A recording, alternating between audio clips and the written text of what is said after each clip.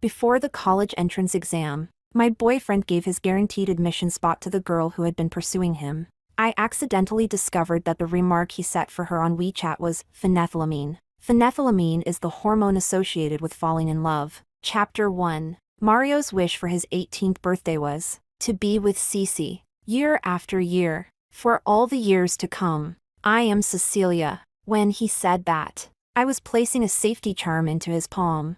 I had gone up the mountain to get it for him, 99 steps, bowing every 3 steps, praying to the gods to keep him safe and smooth in all things. I stayed beside him as he cut the cake, softly humming him a birthday song. One little flame on the candles flickered stubbornly, its light shimmering against his beautiful features. Mario lowered his head and kissed me, but suddenly, his phone started ringing. I tried to push him away, but he held me still, with one hand on the back of my head. Mario used the other to end the call directly. Focus on the kiss. His voice dropped low, tinged with a husky warmth, but the phone rang again. Mario cursed under his breath, picked up this time, and his tone was clearly irritated. What is it? From the receiver came Eva's voice. Mario. She was sobbing, her words trembling. I'm home alone, but someone keeps pounding on the door outside. I'm really scared. Can you come and stay with me? As she spoke, faint banging sounds came through from her side. Blurred but unmistakable, there also seemed to be a man outside cursing. Suddenly, a loud crash erupted. I heard Eva scream. Mario's expression changed in an instant. In the early winter cold, he rushed out the door without even grabbing a coat. Mario. He barely paused. What now? His tone was filled with impatience. Before I could speak, he barked. I'm just checking on her as a classmate. I'll be back soon. Be good. Don't make a fuss. With that, he slammed the door and left. Make a fuss? I only wanted to remind him to be careful. That's all. I sat on the sofa, staring blankly at the cake in front of me. Eva was a transfer student. She joined our class a year ago. She had good grades, a bold personality, and the moment she arrived, she declared she would win Mario over. Except, a year passed, and she was still mocked by everyone as a simp, while Mario rejected her publicly every time, never giving her even the slightest room for imagination. Mario clearly hated Eva the most. But when did it start? When did he seem to have changed a little? Did it start from the moment he occasionally softened up and helped her with the problems? From when he began to politely return the favor by giving her breakfast in response? Or was it when Eva said she was going to conquer him, and he responded with silence? Chapter 2. Mario came back 2 hours later. There was a handmade knitted scarf around his neck, ugly. Honestly, one glance was enough to tell it was Eva's handiwork. Seeing me staring at the scarf, Mario clearly grew uneasy. His fingers brushed the tip of his nose, his usual sign of guilt. Cece. His tone softened. It was really cold, so I just accepted the scarf. I was only worried something might happen. If it had been any other classmate in danger, I would have gone too. You know that I hate her the most. That last line was obviously an attempt to cover something up. I looked at him for a long time, actually waiting for him to explain on his own. But he didn't say anything else. In those familiar eyes, all I saw was guilt and panic. I said I was tired and left his house. Mario lived right across from mine, only 10 steps between our doors. I closed my door, then took out my phone. On the screen was a post Eva had uploaded just a few minutes ago. She had taken a side profile photo of Mario under warm lighting, captioned, "Hope he's happy, not just on his birthday." When I refreshed, a new comment appeared under the post. Mario's. Are you insane? Delete it. Eva was obedient. Half a minute later, the post disappeared. Chapter 3. The list of guaranteed admission students for our school came out. Among the 2 students recommended to University A, Mario was not one of them, but he had always ranked first in the entire school. Year after year, winning every competition, he was the most promising candidate of all. Impossible. I brought my doubts to the homeroom teacher, only to be told that Mario had voluntarily given up the spot. And after he gave it up, the slot went to Eva, the one who should have been eliminated. So, the final admitted students were me and Eva. It was hard not to overthink. I returned to the classroom with no expression. The moment I walked in, Mario came toward me. CC, slap. Right in front of the whole class. I slapped Mario hard across the face. Is this how you treat your own future? In our 3 years of dating, I had rarely lost my temper at him. Mario's face didn't look good, but he still grabbed my wrist and pulled me to the back of the classroom. He crouched slightly, holding my hand as he tried to explain. Don't misunderstand. I didn't know giving up my spot would make it fall to Eva. I almost laughed. You didn't know? Eva is the most qualified candidate besides us two. You didn't know that? And also, I looked at him quietly. The features I once knew by heart now felt unfamiliar. I heard Eva went to you, crying about how important this recommendation was to her. Mario, can you really say she had nothing to do with your decision? His eyes flickered for a brief second. That was the answer. After that flash of guilt, he still refused to admit it. I just wanted to challenge myself. Even without the guaranteed admission, I can still get into University A easily. He held my wrist, gently rubbing his thumb over it. CC, trust me, okay? I couldn't say a word. In the end, he whispered another I'm sorry. I stared at him for a long time, feeling only absurdity. Mario, do you even believe this lousy excuse yourself? You don't owe me an apology. The one you've wronged is yourself. We are only lovers. I can walk away at any time. But your future is in your own hands. Acting on impulse like this hurts only one person. You. Chapter 4. After receiving our guaranteed admission notices, both Eva and I chose to continue attending classes. I wanted to experience the college entrance exam step by step, to give my youth a proper and complete ending. And Eva, she stayed for Mario. Eva had always acted boldly and flamboyantly. Now that she had secured a guaranteed spot, she was even more unrestrained. Her pursuit of Mario grew fiery and high-profile. The entire grade knew there was a transfer student named Eva, a loyal simp for Mario. Mario still treated her with that same lukewarm, distant attitude, but I could see it. There was something a little different in the way he looked at her. With someone like Mario, not rejecting something clearly already counted as accepting it.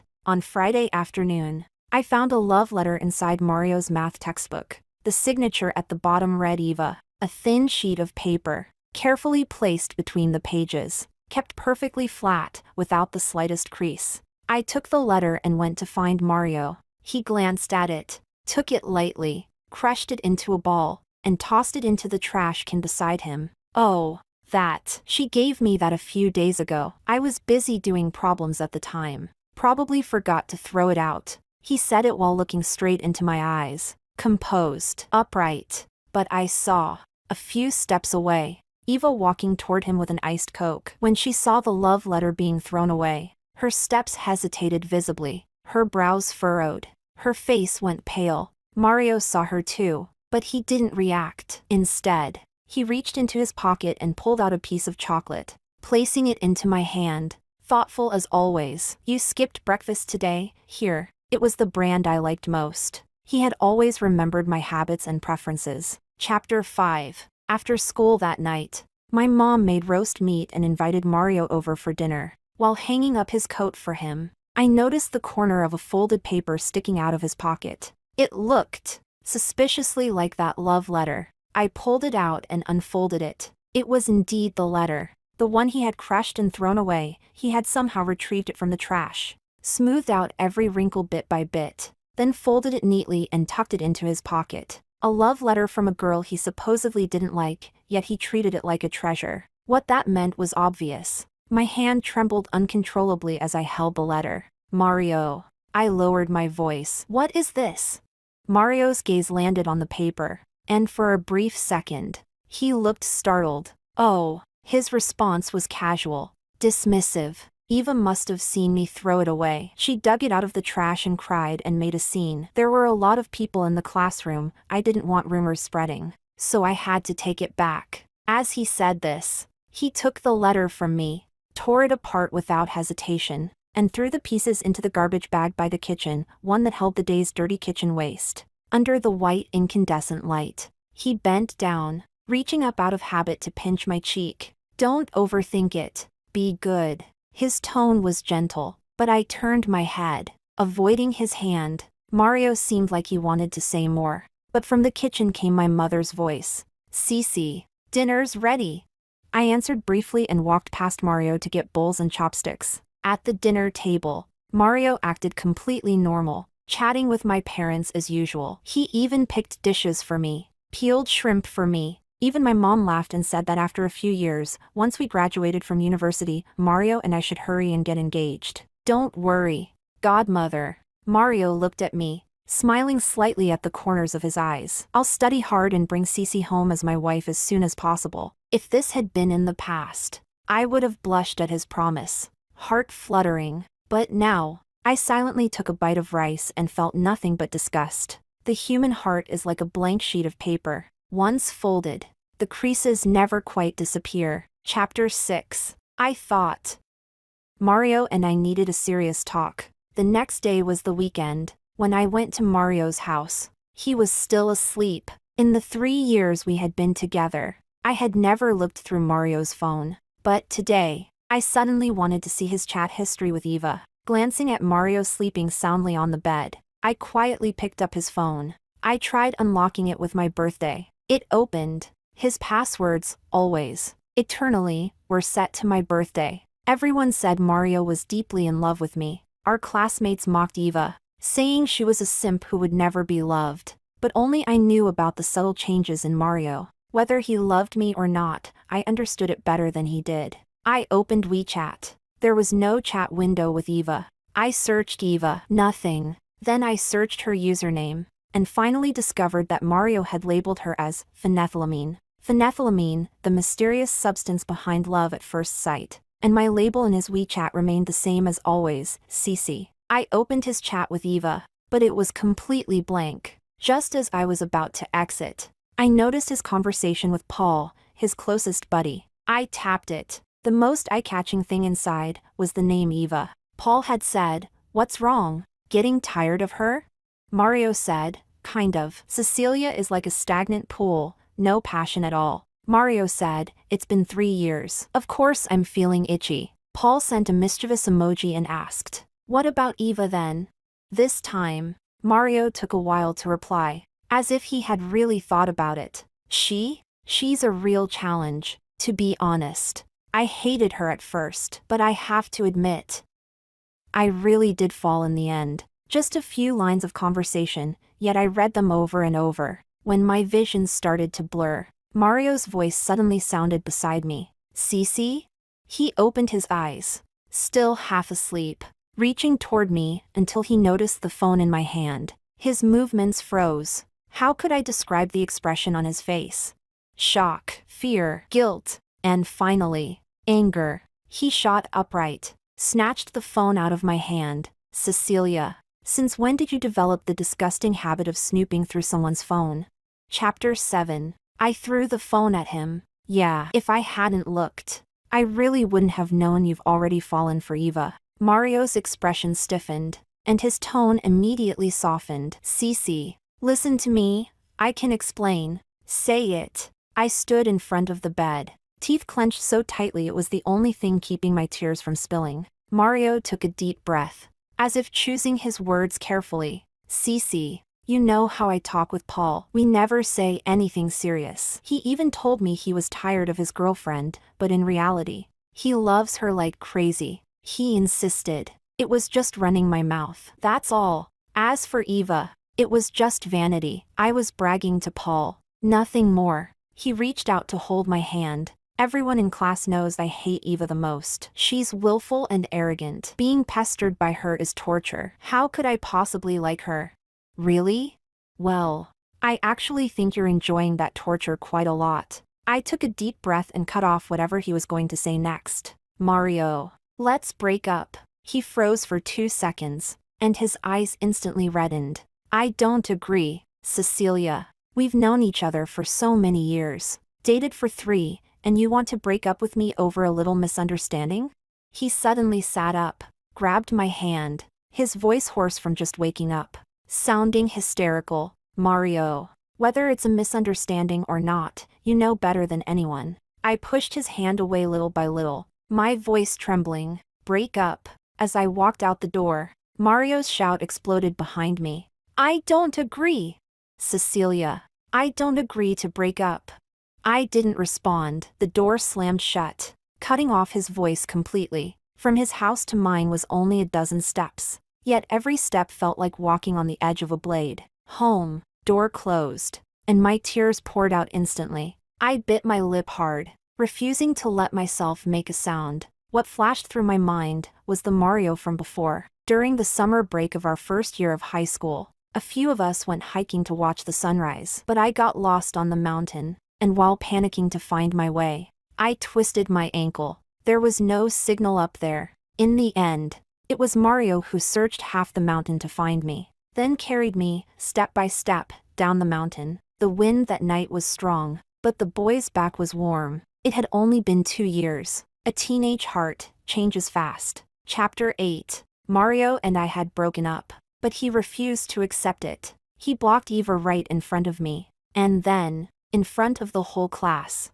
he harshly scolded her. It was the first time I had ever heard Mario curse someone. All those filthy words, he used them all on Eva. He called her cheap, shameless, disgraceful, truly awful things. Eva, always so proud and arrogant, ended up collapsing over her desk in tears from his insults. Mario thought that because of this, I would let go of everything and reconcile with him, but he had never really understood me. Today marked the 5th day since our breakup, and it happened to be the biggest storm our city had seen in years. Thunder crashed outside, lightning split the sky, and rain poured as if the heavens had opened. Yet Mario stood downstairs holding the small cake he had run a long distance to buy, my favorite, his voice on the phone mixing with the sound of the storm. Cece, I bought your favorite cake. Can you please just see me for a minute? If you won't come down, I'll just stay here in the rain. When I answered the call, I was already standing by the window watching him. A tall, thin boy stood stubbornly straight under the downpour, his clothes soaked through, his hair plastered messily against his forehead. I had never seen him so disheveled. Saying I didn't feel even a trace of heartache would be a lie. After all these years, our relationship had always been deeper than that of an ordinary teenage couple. Sometimes, Mario was more like family to me, an irreplaceable family member, and he knew my weakness well. When he softened like this, I would feel distressed, but I also knew clearly that when feelings change, they change. If I turned back now, I would never be able to leave again. In the end, I only said lightly, I don't want the cake. If you like standing in the rain, then stand. I'm going to sleep. After speaking, I closed the curtains, turned off the lights and my phone.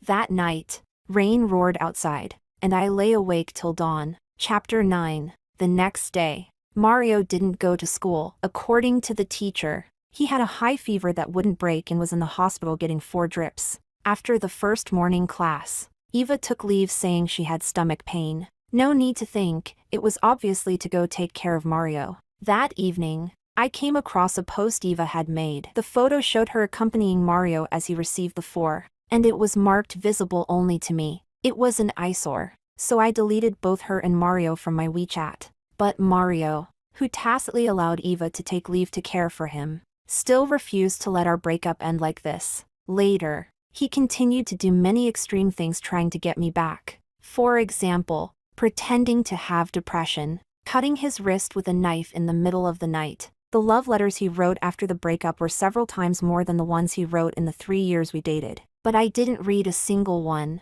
Every one of them ended up in the trash. Another weekend came. On Saturday night, while I was practicing piano at home, a sudden knock sounded on the door. It was Mario. He had been drinking. He dragged me into the stairwell. In the empty stairwell, he suddenly dropped to his knees. Cece, I really know I was wrong. His eyes were extremely red, and his voice choked. I can't live without you. Let's get back together. I promise I'll never speak a single word to Eva again, okay?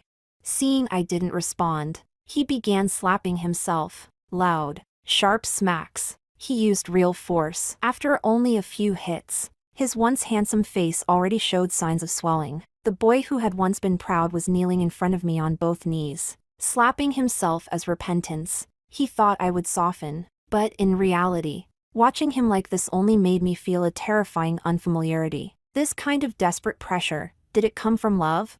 Or just unwillingness to let go?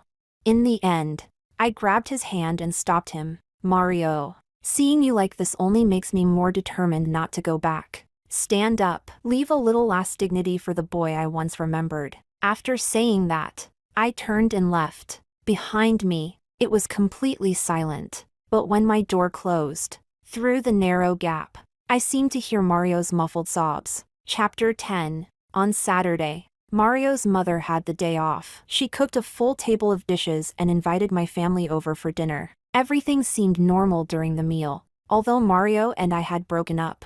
Neither of us wanted to affect the decades-long friendship between our families because of it. However, after dinner, Mario's mother asked him to wash the dishes in the kitchen, then called me into the bedroom. Cece, she held my hand tightly, hesitating. Judging from her expression, she seemed to find it difficult to speak. After a long moment of hesitation, she took out Mario's phone. Auntie went back and forth on this for a long time. But I still feel I should tell you. I found this on Mario's phone. He created a separate WeChat account, specifically for chatting with a girl. Mario's mother's eyes reddened. Your mom and I have long treated the two of you as future in-laws, just waiting for you to graduate university and get married. But when it comes to feelings, you can't allow even a grain of sand. Mario really screwed up, and I don't want you to be kept in the dark. Mario's mother didn't know yet that Mario and I had already broken things off. I pressed my lips together and took the phone.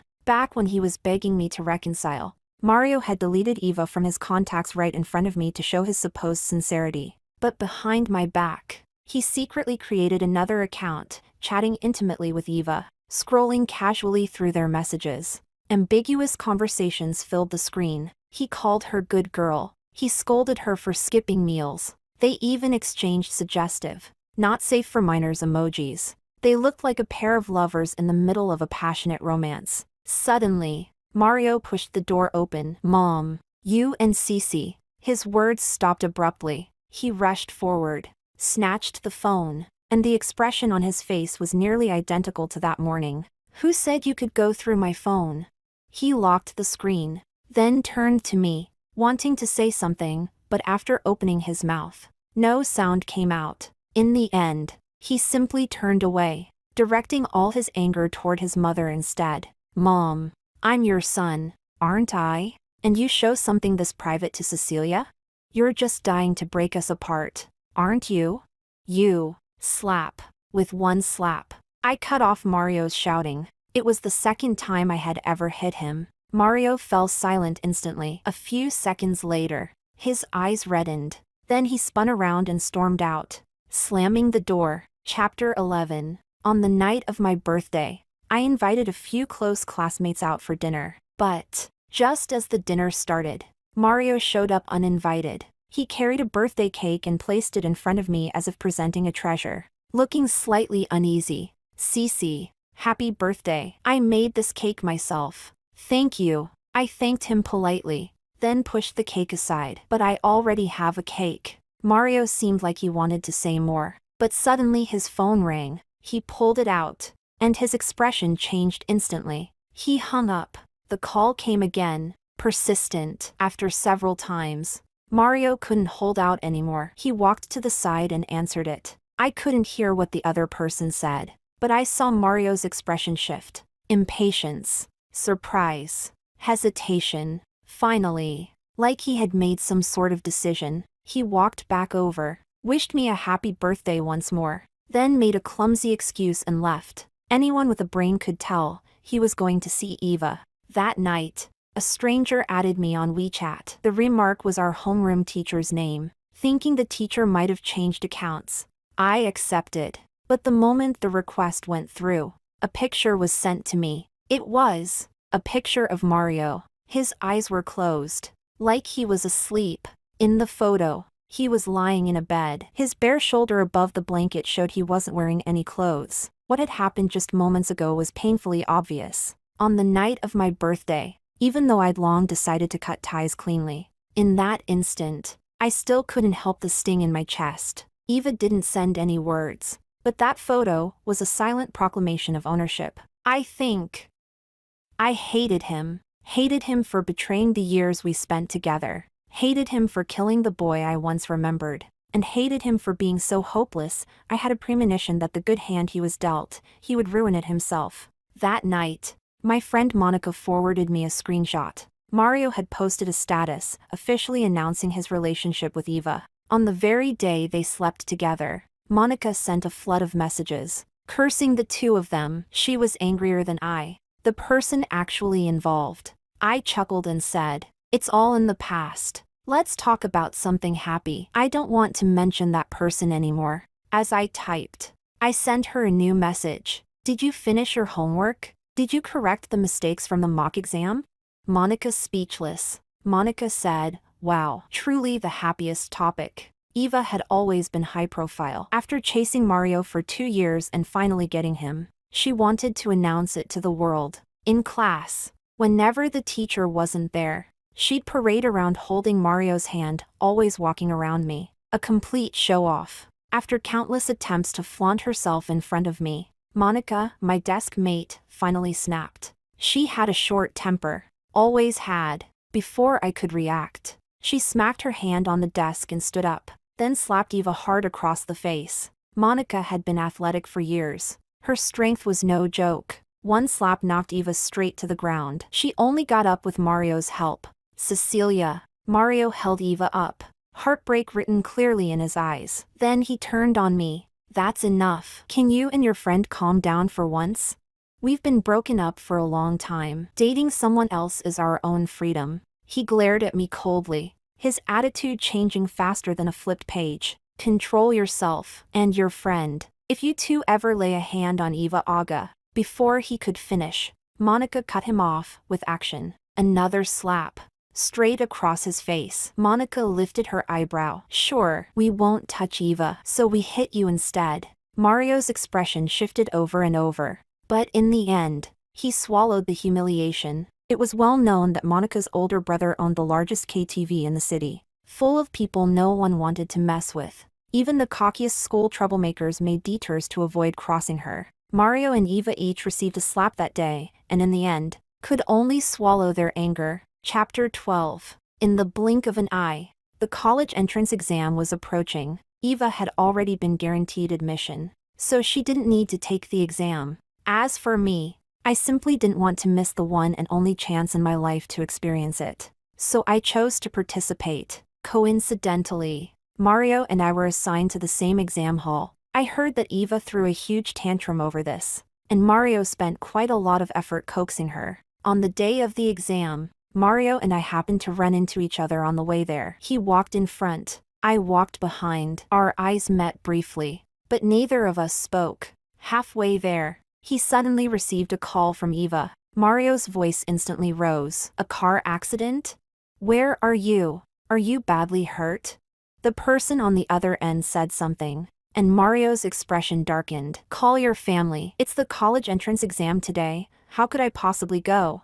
"I really can't. Call 120. I'll cover the cost. Okay?"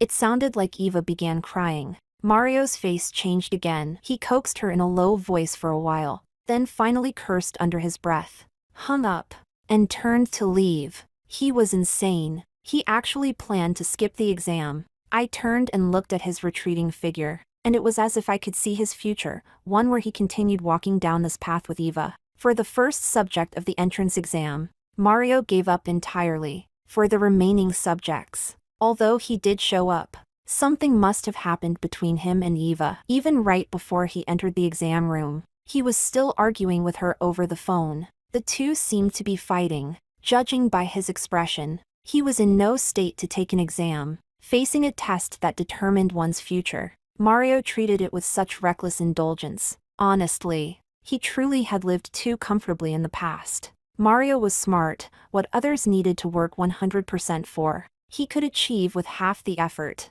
His grades were good. His temper was good. His looks were good. A so-called golden boy, nothing more, nothing less. To him, a guaranteed admission spot was something he could give up easily, because he could just take the test again. If he failed the exam, so what? He could repeat a year and still get into a top university. I shook my head and walked into the exam hall. After the exam, Monica sent me another screenshot, another one of Eva's social media posts. Eva seemed to enjoy posting every detail of her interactions with Mario for others to see. She had uploaded a picture. Her leg was in a cast, and Mario was busy taking care of her beside the hospital bed. She captioned it, "This time, I finally understand my place in his heart. Love you." Staring at the screenshot, all I felt was absurdity. Her injuries from the car accident weren't serious at all, yet she insisted he sacrifice his future just to prove his love. 2 years of chasing him, was that really love? In that moment, all I felt was that the two of them were equally pathetic. Chapter 13. As expected, when the exam results came out, Mario had failed. With his score, he could only get into a third-tier private college. Mario's mother was furious. She knew Mario's downfall was related to Eva. She wanted to confront Eva, but Mario stopped her. His expression was full of impatience. "Mom, I'm already an adult. I can take responsibility for my own life. Can you stop interfering? You already broke me and Cece apart, wasn't that enough?" All of this was told to me by Mario's mother. While she spoke, she held my hand, tears falling non-stop. "Cece, I know you and Mario have separated, but this concerns the rest of Mario's life. Auntie wants to shamelessly beg you one more time. He insists on going to that third-tier college and refuses to repeat the school year. He listens to you the most. Can you please help me persuade him?"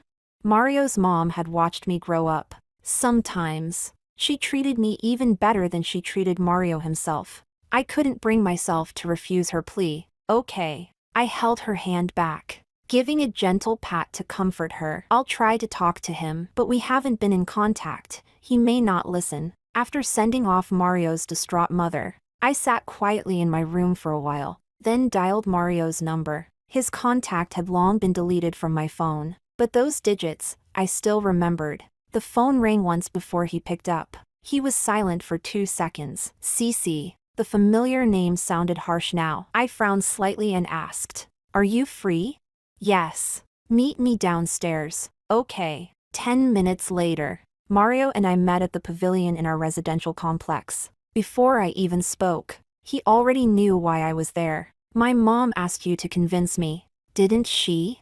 I nodded. He let out a small laugh and lit a cigarette. I stared at him in surprise. Mario had never smoked before. He took a drag, then smiled faintly. "Don't bother. I'm not going to repeat the year." He was smiling, yet somehow he looked a little lonely. "Why?" "No choice. I can't relax if she goes to college alone. I applied to a third-tier school near your university. It'll be convenient. And with my ability, I can just get into a better postgraduate program in a few years." I had imagined many possible reasons, like wounded pride stopping him from repeating a year, or not wanting his mother to suffer another exhausting year watching him study. But this reason? I had never expected this one. I was speechless. He had made himself perfectly clear. There was nothing left for me to say. I had only agreed to come because I couldn't bear to see Mario's mother cry. I nodded. "Then I wish you good luck." I turned and walked away. The stairs back home weren't long, yet somehow, as I climbed them, I felt the distance between Mario and me growing farther and farther apart. Chapter 14. After the college entrance exam, I became very busy. Busy with part-time jobs. Busy with competitions. Busy practicing piano. Busy traveling. So busy that I barely had time to think about the past at all. Mario and I lived in apartments across the hall, yet we hadn't seen each other in a long time. Occasionally, classmates would mention that he seemed to spend every day with Eva, and the two of them must be doing quite well. Soon, the time for university enrollment arrived. Eva and I were both guaranteed admission to University A,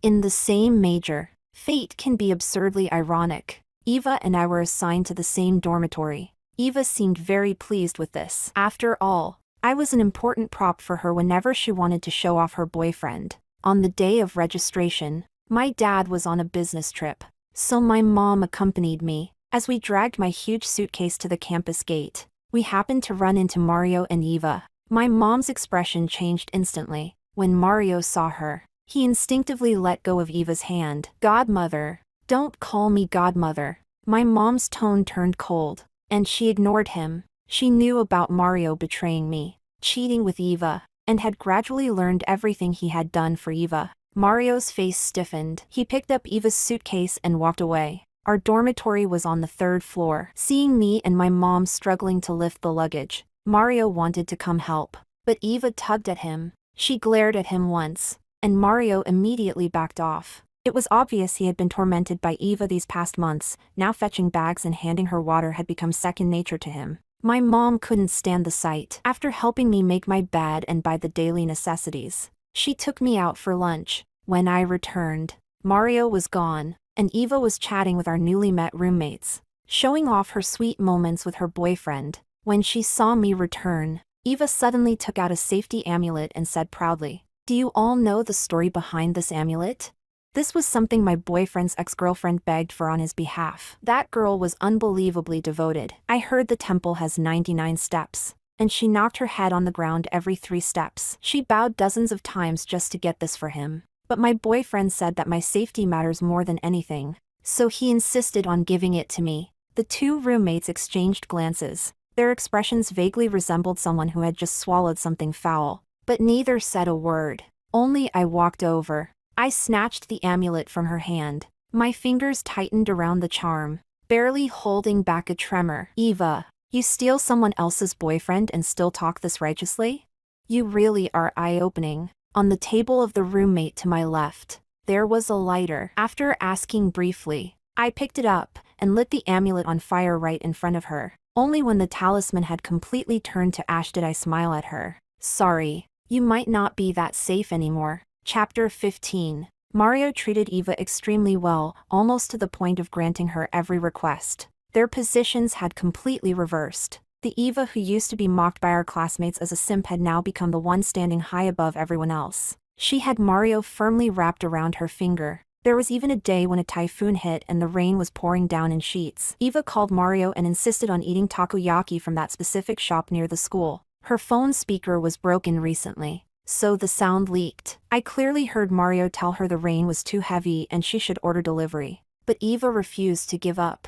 Her methods with Mario were always the same: tantrums and crying. Mario was worn down until he had no choice but to go. When Eva got Mario's call telling her to come downstairs, I happened to be on the balcony doing laundry, so I turned to look. In the storm, Mario was riding a shared bicycle, holding an umbrella, but still drenched from head to toe. Absolutely miserable. In his hand was the takoyaki Eva specifically demanded. Another time, when I returned to the dorm, I saw Mario and Eva from a distance, arguing under the dormitory building. As I got closer, I saw Eva slap him hard across the face before turning and going upstairs. Students walking by all turned to stare. Mario's face flushed red instantly. He turned and happened to meet my gaze. For a moment, it was awkward. He gave an uneasy smile, and just as I walked past him toward the dorm entrance, he suddenly spoke. "Cece." His voice was low. "Do you think I've become really pathetic now?" I didn't respond and kept walking. "Actually, I regret it. Truly." His voice trembled. "I've regretted it for a long time, but I know this was the path I chose, so I can only grit my teeth and keep going. I don't want to be with her anymore, but I've already given up so much for her. If we break up, I'll have nothing left." "Cece." I didn't know what else he wanted to say, and I didn't want to know. From beginning to end, I didn't say a single word to him. I turned and went upstairs. If Eva hadn't gotten him and then taken him for granted, would he still regret it? Maybe, but maybe a few years later, he'd meet another Eva, and then maybe tell his buddies he regretted it. That being with Eva was boring. That he wanted someone more challenging. Endless cycles. A person like him truly wasn't worth pitying. Chapter 16. Lately, Eva seemed to be getting very close to a junior year senior. His name was Leonardo. He was quite outstanding, the student council president, highly capable, and well-liked around campus. We often saw her walking with Leonardo, sometimes even looking rather intimate. I thought Mario was probably being cheated on, but of course, I wasn't bored enough to pass around something that I didn't know for sure. I was busy. University life was colorful and full. I was busy doing experiments, busy studying, busy walking my own path. Eva controlled Mario completely. Whenever she went out with the senior, She would find all sorts of excuses to send Mario away so he wouldn't catch them on campus. Later, she even accepted the seniors' invitations to dine out, and would sometimes not return for the entire night. Meanwhile, poor Mario was still in the dark, working part-time every day to earn money to spend on Eva. They also argued frequently. Mario was someone whose personality was full of contradictions. He felt disgusted with Eva, yet because he had sacrificed so much, he refused to let go easily. After his youthful impulsiveness faded, even he realized how foolish he had been back then. Letting go now meant everything he had given would turn into nothing. Until the senior's wife showed up. Yes, Senior Leo had already married his girlfriend from another university during his sophomore year. They even had a 1.5-year-old daughter. Eva instantly transformed from a two-timing female player into a homewrecker. Leo's wife brought a banner and came straight to the school. The incident blew up and even trended online. To minimize the impact, the university expelled both Eva and Leonardo. And at that moment, Mario, who had been kept entirely in the dark, finally learned everything. The night before Eva moved out of the school dorms, the two of them had an explosive fight on the track field. My roommates and I were jogging when we happened to hear them. During the argument, Eva's accusations were harsh and cutting. "You think you're still the Mario from back then? Look at yourself now, a third-tier college, no ambition, there's no future with you, Mario. I've grown up. I'm not the little girl who could be coaxed with a piece of candy anymore. I need a future. I need someone capable, someone driven. Look at yourself. If it weren't for my accident this time, do you really think you still deserve me?" Mario stayed stunned for a long moment. As we ran past behind him, we heard his choked voice. "But I only became like this because of you. If you hadn't come crying to me back then, if I hadn't given up my guaranteed admission spot because I felt sorry for you, if during the college entrance exam..." "Enough," Eva interrupted impatiently. "What's the point of digging up old stories? Ever since we got together, you've been going on and on about how much you sacrificed for me. Mario, which one of those things did I force you to do? You were willing, and now you want to guilt-trip me?" I didn't want to hear more. My roommate and I kept running until we drifted farther away. But half a lap later, suddenly we heard a scream from the other side of the field. Something had happened. A commotion broke out. When we ran over, the area was already surrounded by people, right at the spot where Mario and Eva had been fighting. I had a feeling what it might be, and sure enough, pushing through the crowd, I saw the scene inside. Mario stood motionless. At his feet was a blood-stained knife he had thrown to the ground, and the previously arrogant, domineering Eva was now lying there covered in blood. The track field was in chaos. Some people screamed, some called the police, some rushed forward trying to stop the bleeding. Mario's gaze slowly swept across the crowd, until it landed on me. He looked at me quietly, his eyes turned red. Then suddenly, he cried. We all understood. His entire life had just been utterly destroyed. Chapter 17. Eva didn't die. However, Mario's knife had pierced her spleen, though she barely survived in the end. She was left half-disabled. Even Eva herself only learned afterward that she had already been pregnant when she was injured. As for who the father was, probably only she knew. Mario stabbed her 6 times. She lost the baby, and was told she would likely never conceive again in her life. The title of homewrecker exploded on the news, and curious netizens dug into her background. Soon, they uncovered how she had once interfered in someone else's relationship, and her reputation rotted all the way back to her hometown. Expelled from school, now half-disabled. I think, when Eva once arrogantly planned her bright future, she never imagined she would end up like this. And Mario, because he assaulted someone with a knife, was sent to prison. Mario's mother's hair turned white overnight. Mario's father had passed away early. His grandparents lived far away in the countryside with the eldest son's children and didn't care much about them. All these years, his mother had raised him alone. In earlier years, her business had thrived, and she earned quite a lot of money. But back in our second year of high school, her company went bankrupt. To keep Mario from worrying and affecting his studies, she hid everything from him. She worked part-time jobs outside to make money, yet never let Mario lack food, clothing, or anything he needed. He had always been her pride. But she never imagined that the son she had always been proud of would destroy himself bit by bit, for a girl. After Mario was imprisoned, during a meal, my mom cautiously asked me whether I wanted to visit Mario. I countered, "Do you want me to see him?" She thought about it seriously. "Mario said over there that he wants to see you. His mom still loves him and feels sorry for him. But she's too embarrassed to ask you again. Think for yourself. Mom won't decide for you." I nodded and said nothing more. After dinner, I decided to visit him the next day. Chapter 18. Separated by a glass window. Mario and I looked at each other. My face was expressionless, while he was crying so hard he could barely breathe. Through the receiver came his trembling voice. "Cece." Just those 2 words, and he completely broke down. The once clear-eyed, gentle-looking boy now had a buzz cut, wore prison clothes, and the light in his eyes had already dimmed. All that remained on his face was sorrow and regret. In a daze, I suddenly remembered his birthday that year. The 18-year-old boy had put his palms together and made a sincere wish to be with Cece, year after year, for years to come. But in the blink of an eye, everything had changed beyond recognition. He held the receiver tightly, and every word seemed difficult for him to say. He said, "Cece, only today do I finally realize just how ridiculously wrong I was. I know that if I say I love you now, it'll only disgust you, but..." Halfway through, he stopped and let out a low sigh. "I know we're no longer walking the same path. I don't dare hope for your forgiveness, but I still owe you an apology." He slowly lowered his head. "I'm sorry." I gripped the receiver and spoke softly. "You should be apologizing to Aunt Ma, and to yourself. You let down Aunt Ma, who has lived like a widow for half her life and raised you with so much hardship. And you let down the version of yourself who once studied so diligently. You let down the boy who should have had a bright future." As for me, I looked at him, my eyes tracing over his features, finding only strangeness left. I have a bright future ahead of me,